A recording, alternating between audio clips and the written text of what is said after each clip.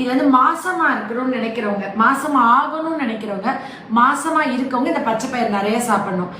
மாசம் ஆகணும்னு நினைக்கிறவங்க வந்து சாப்பிட்டா இதுல வந்து நிறைய ஃபோலிக் ஆசிட் இருக்கு, ஃபோலேட்.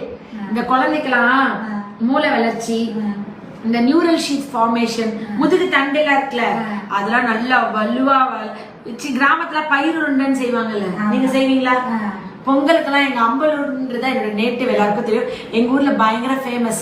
இத வந்து வெல்லம் போட்டு இத அரைச்சு இத உருண்டை மாதிரி பண்ணி இத வந்துட்டு மைதா மாவு இல்லையா இப்படி பண்ணி நம்ம சீய மாதிரி என்ன டேஸ்டா இருக்கும். இது பயங்கர சத்து.